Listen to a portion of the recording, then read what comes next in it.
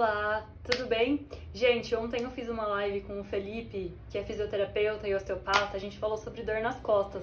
Só que a live não salva, eu não consigo subir ela, tá lá até agora processando, não sei o que aconteceu. Então, pra eu não perder as ideias, eu vou fazer esse vídeo fazendo um resumo do que a gente conversou ontem, que eu acho que, na minha opinião, são pontos importantes, pra ficar aí pra quem não conseguiu assistir, né? A primeira coisa que a gente falou sobre o assunto de dor nas costas é que dores nas costas tem uma relação tanto com o físico da pessoa, né? Também postura, com o tipo de exercício a pessoa faz, por exemplo, ou se ela não faz nenhum exercício, e em muitos casos as pessoas que não fazem nenhum exercício têm propensão a ter mais dores nas costas. E tem muito a ver com a questão emocional e a questão social. Então, assim, aonde você mora, com quem você mora, quais relacionamentos você tem, qual é o seu trabalho, se você gosta do seu trabalho, se está envolvido no seu trabalho, como que a vida inteira, na verdade, e a alimentação também estão envolvidas nas dores nas costas. O Felipe citou como exemplo as pessoas que têm intolerância ao glúten, ou quando a pessoa ela acaba ingerindo muito glúten, assim, coisas que contêm muito glúten. Então, se você exagera no glúten, você talvez tenha uma inflamação nos intestinos e também nas articulações. Então, às vezes, as dores que você pode ter nas articulações, inclusive nas costas, são por causa de alguma intolerância ao glúten, por exemplo. E, lógico, existem várias formas de alimentação que podem estar influenciando, de repente, muitas gorduras também, nessa questão da dor nas costas. E segundo o que o Felipe me falou, ele disse que a maioria das vezes, na grandíssima maioria das vezes, não são problemas assim mecânicos estruturais, e que na grandíssima maioria das vezes não é necessário cirurgia para resolver o problema.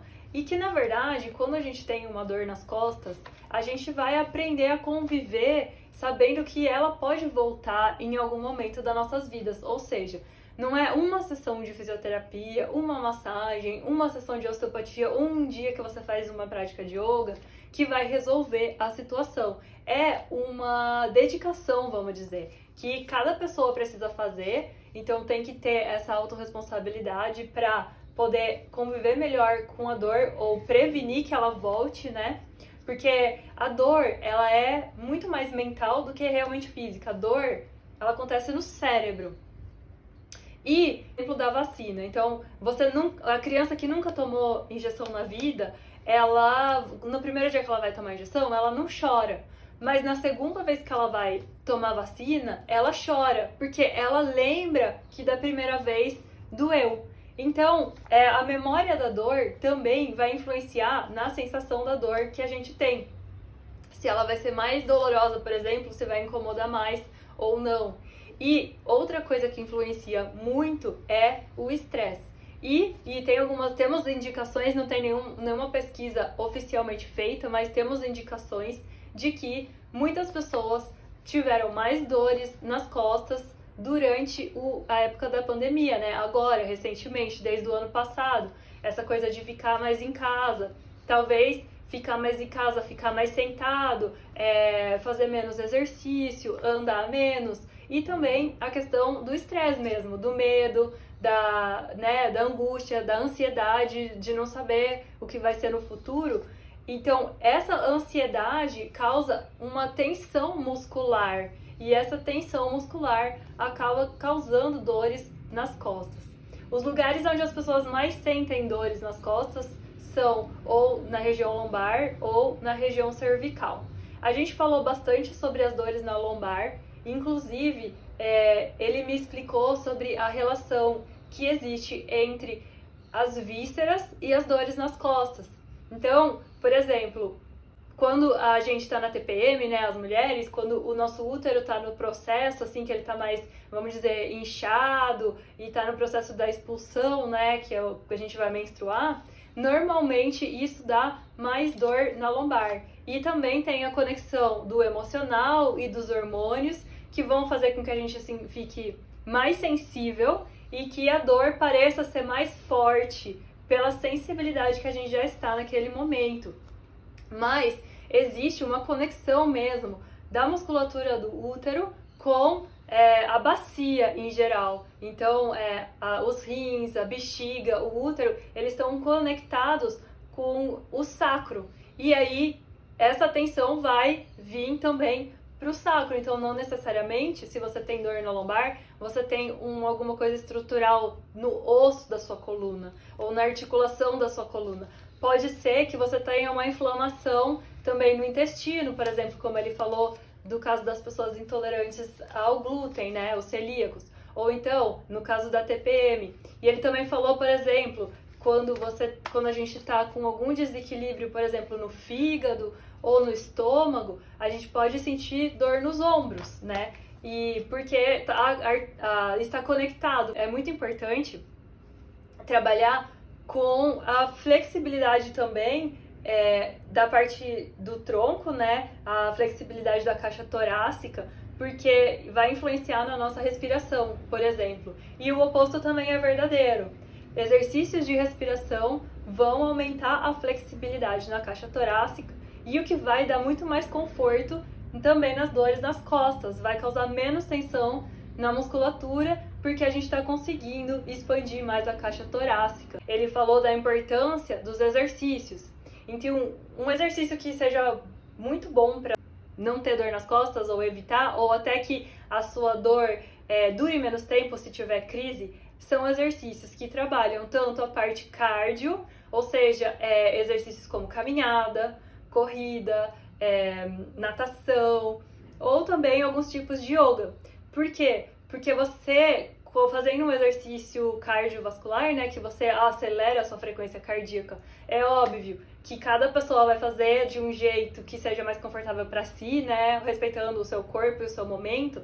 Mas fazer um exercício assim vai também, além de aliviar as dores pelo movimento em si, também vai liberar endorfina no nosso corpo. E esses hormônios, eles dão uma sensação como de anestesia. Elas diminuem a nossa sensação de dor, né? E também com essa liberação, né, de hormônios aí que deixa a gente mais aliviado, mais calmo, mais feliz também. Então isso diminui as nossas tensões em geral, né? As tensões também que se manifestam no corpo, principalmente na musculatura, mas também pode ser nas vísceras, né?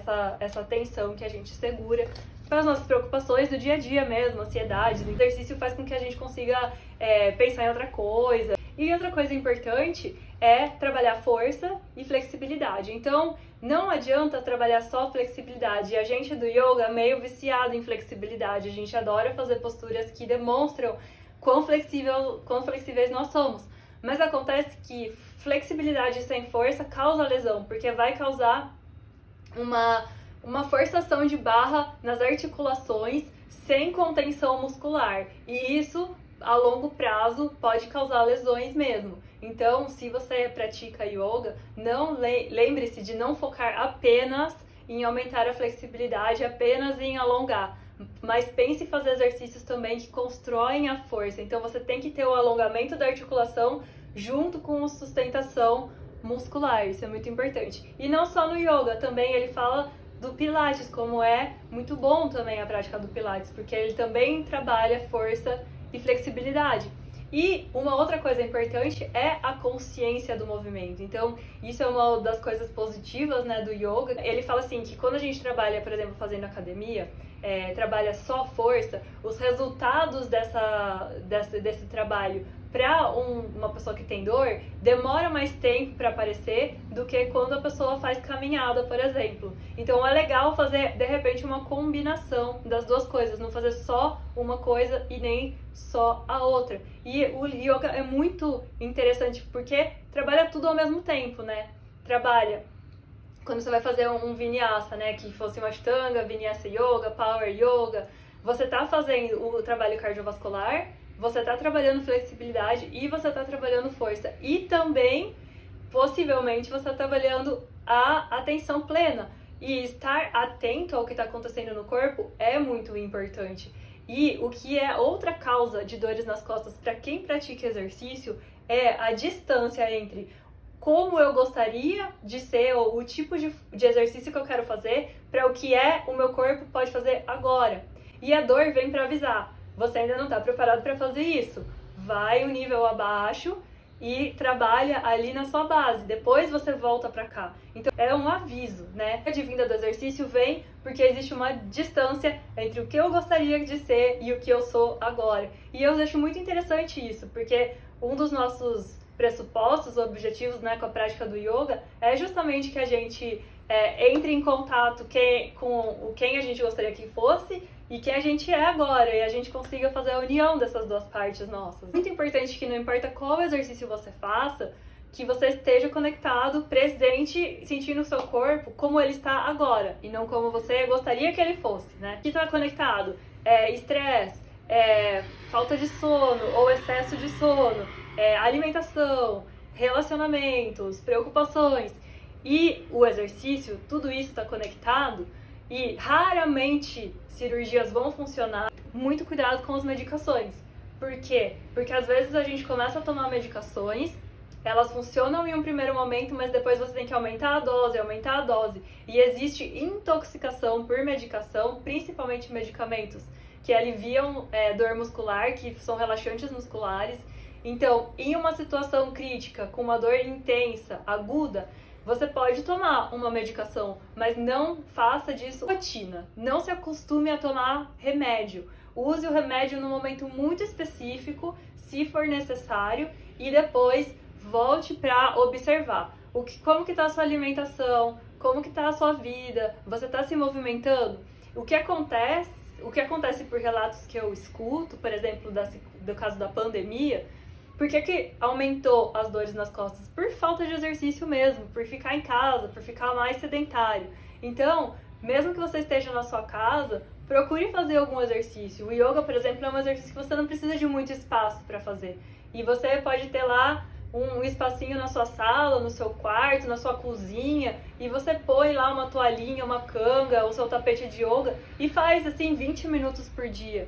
Segundo o Felipe, pesquisas realmente mostram que fazer 20 minutos de exercício 2 vezes na semana já melhora muito os sintomas das dores nas costas, e 3 vezes na semana alivia mais ainda. Então nem precisa ser todo dia, né? Pode ser 2, 3 vezes na semana, você já vai sentir a diferença na sua vida. Também o Felipe falou, muitas vezes a gente tem hérnia e não sente dor, e a gente não tem hérnia e sente dor.